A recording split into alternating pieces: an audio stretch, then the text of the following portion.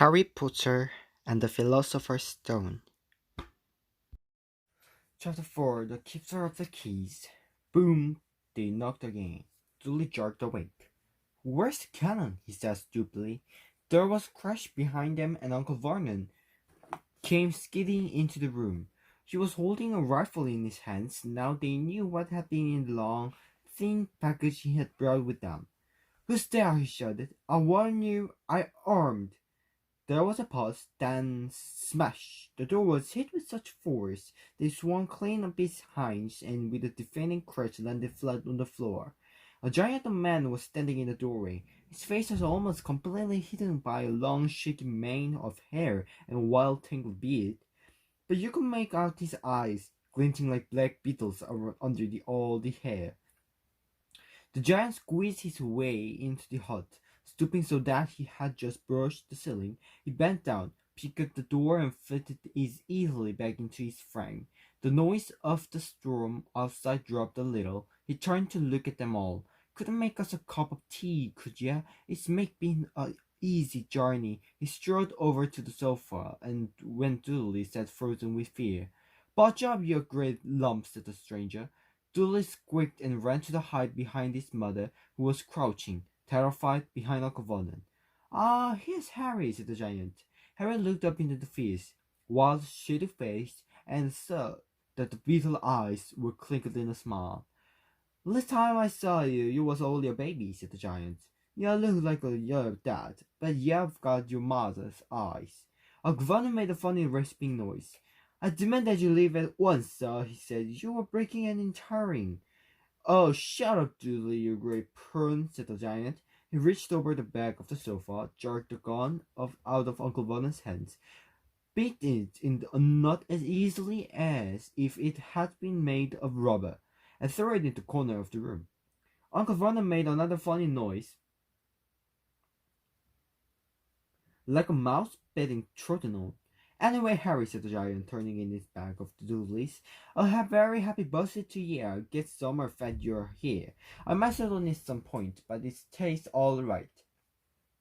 From an inside pocket of his black overcoat, he pulled a slightly squished box. Harry opened it with trembling fingers. Inside was a large, sticky chocolate cake with Happy Birthday Harry written on it green icing. Harry looked up at the giant. He meant to say thank you, but the words got lost on the way into his mouth. And what he said instead was, Who are you? The giant chuckled. True, I even introduced myself. Rufus Hagrid, keeper of keys and grounds at Hogwarts. He held out an enormous hand and shook Harry's wool arm. What about the tea, then, eh? He said, rubbing his hands together. I'd say tall somewhat stronger if you've got it, mind. His eyes fell on the empty grate with the shriveled crypt packets in it, and he snorted. He bent over the fireplace.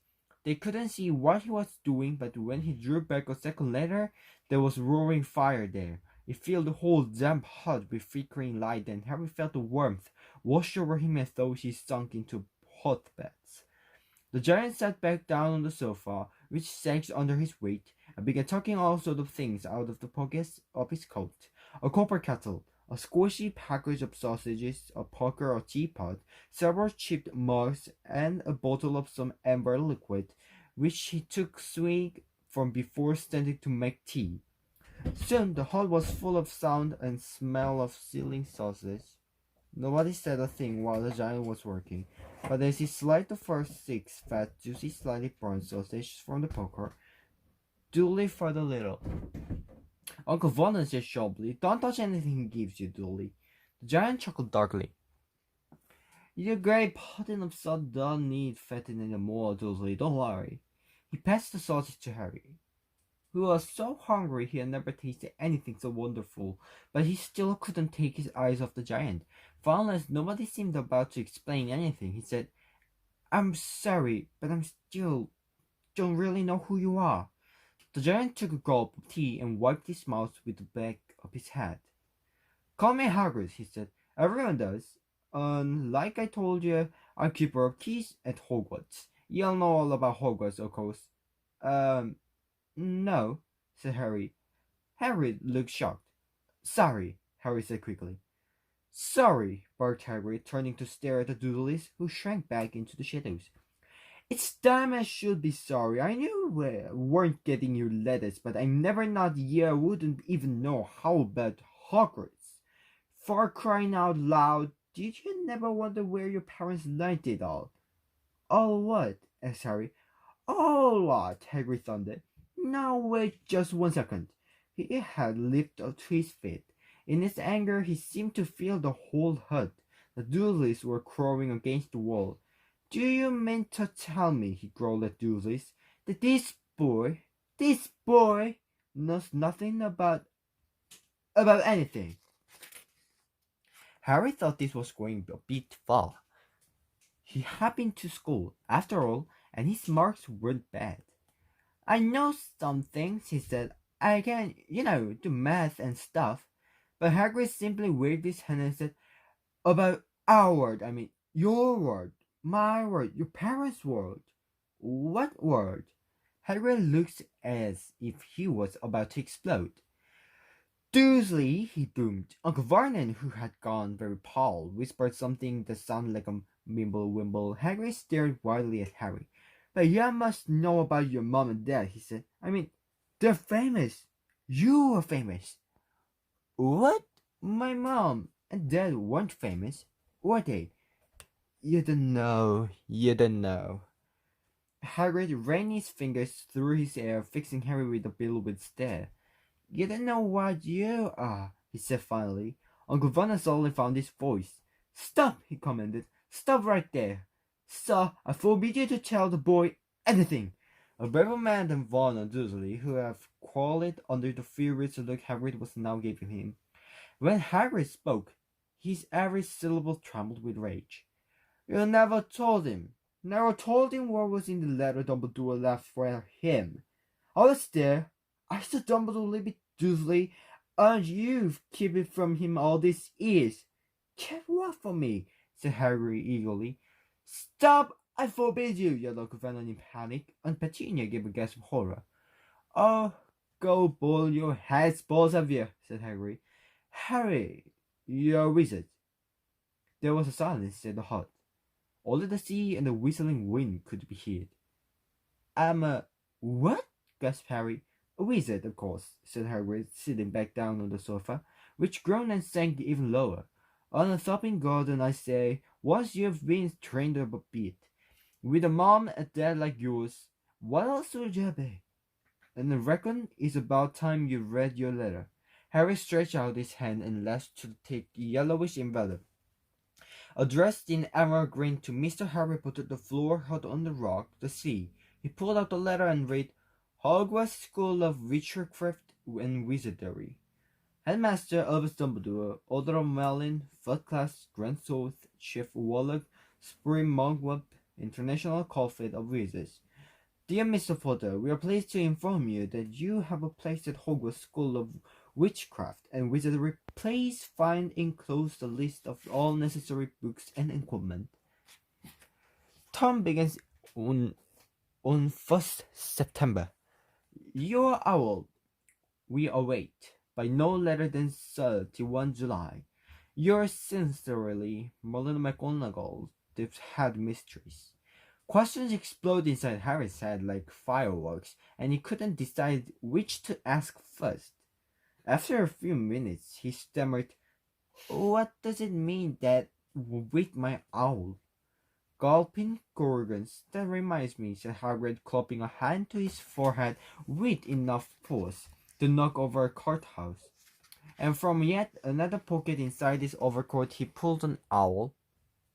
A real-life, rather ruffled-looking owl, a long quail and roll of parchment. With his tongue between his teeth he scribbled a note which Harry could read upside down. Dear Mr. Dumbledore, given Harry his letter, taking him to buy his things tomorrow. The weather's horrible, hope you well, Hagrid. Hagrid rolled up the note, gave it to the owl, which clamped it in his beak, went to the door and threw the owl out into the storm. Then he came back and sat down as though he was as normal as talk on the telephone. Harry realized his mouth was open and closed it quickly. Where was I? Said Hagrid. But at that moment, Uncle Vernon, still ashen-faced, but looking very angry, moved into the firelight.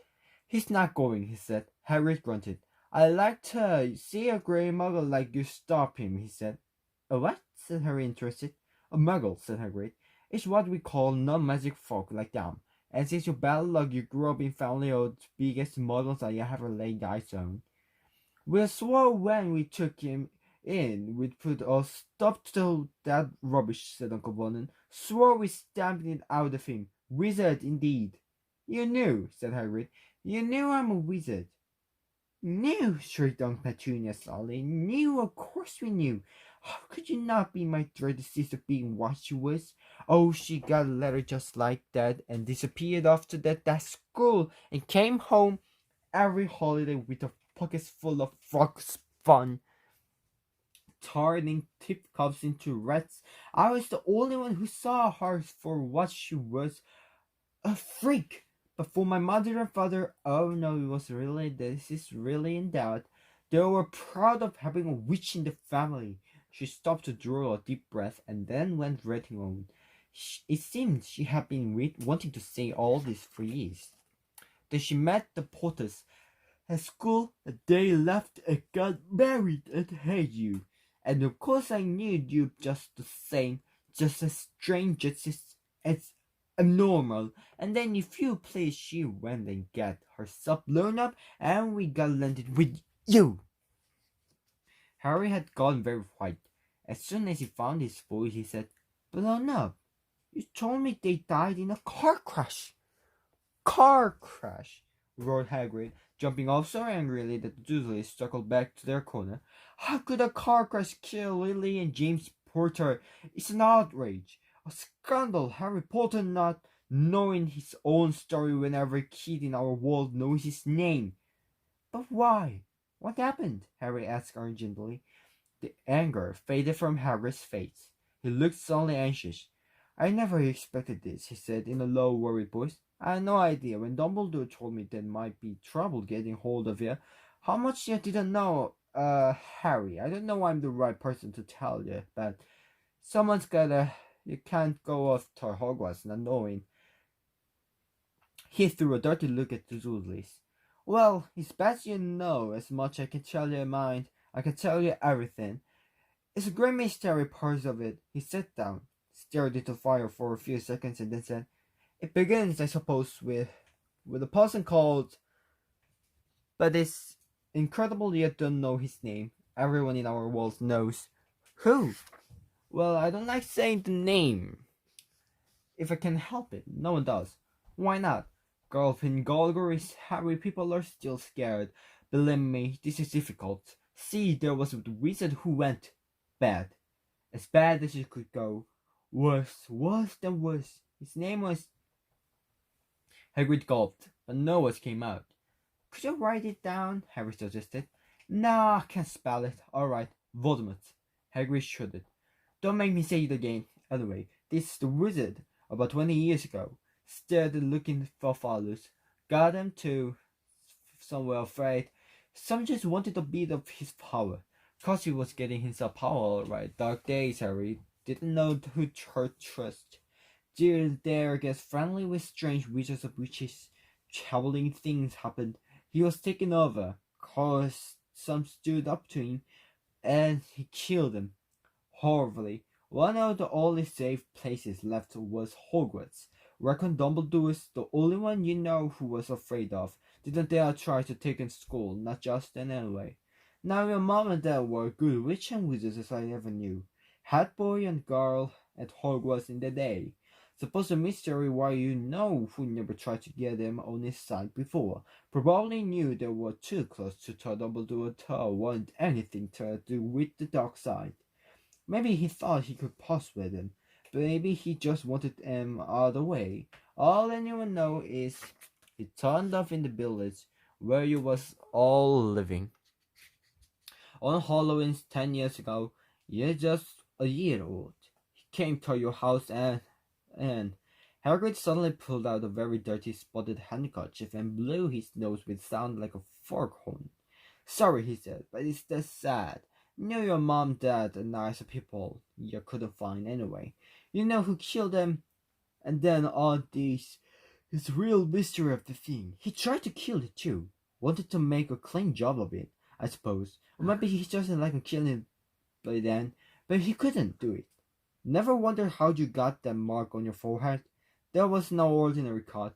That's what you get when powerful evil cause touches you. Took care of your mom and dad, your house, even but it didn't work on you. And that's why you're famous, Harry. No one ever left after he decided to kill him. No one except you. And he killed summoned the vast witches and wizards of the age. The mechanists, the bones, the pirates, and you was only a baby in your life. Something very painful was going on in Harry's mind. As Harry's story came to close, he saw again a blinding flash of green light, more clearly than he had ever remembered it before. And he remembered something else. For the first time in his life, a high, cold, cruel laugh. Hagrid was watching him sadly. Took years from the ruined house myself on Dumbledore's orders. Brought you to this lot of old tosh, said Uncle Vernon, and Harry jumped. He had almost forgotten that the Dursleys were there. Uncle Vernon slowly seemed to have got back his courage, and was glaring at Hagrid, and his fists were clenched. Now you listen here, boy, he snarled. I accept there's something strange about you, probably nothing a good breeding wouldn't have caught. And as for all this about your parents, well, they were weirdos, no denying it, and the worst better off without them, in my opinion. Ask for all they got. Getting mixed up with these wizarding types. Just what I expected, always knew they'd come to a sticky end. But at that moment, Hagrid leaped from the sofa and drew a battered pink umbrella from inside his coat. Pointing this at Uncle Vernon like a sword, he said, I'm warning you, Dursley. I'm warning you. One more word in danger of being speared on the end of the umbrella by a bearded giant. Uncle Vernon's courage failed again. He flattened himself against the wall and fell silent. That's better, said Hagrid, breathing heavily and sitting back down on the sofa, which the Times edged right down to the floor. Harry, meanwhile, still a question to ask, held yourself down. But what happened to Sorry, I mean, you know who? Good question, Harry. Disappeared, vanished. Same night he tried to kill you. Makes you even more famous. That's the biggest mystery, see? He was getting more and more powerful. Why did he go? Some say he died. Coswell, in my opinion, don't know if he had enough human left in this to die. Some say he's still out there, but his time, but I don't believe it. People who was on his side came back to ours. Some of them came out to kind traces. Don't reckon they could done it if he was coming back. Most of us reckon he's still out there somewhere, but lost his powers. Too weak to carry on. 'Cause something about you finished him, Harry. There was something going on the night he hadn't counted on. I don't know what it was. No one does, but something about you stumped him all right. Harry looked at Harry with warmth and respect blazing in his eyes. But Harry, instead of feeling pleased and proud, felt quite sure there had been a horrible mistake. A wizard? Him? How could it possibly be? He spent his life being clouded by Dudley and barely by Aunt Petunia and Uncle Vernon. If he was really a wizard, why hadn't they been turned into warty toads every time they tried to lock him in his cupboard? If he'd once defeated the greatest sorcerer in the world, how could Dudley had always been able to kick him around like a football? Harry, he said quietly, I think you must have made a mistake. I don't think I can be a wizard.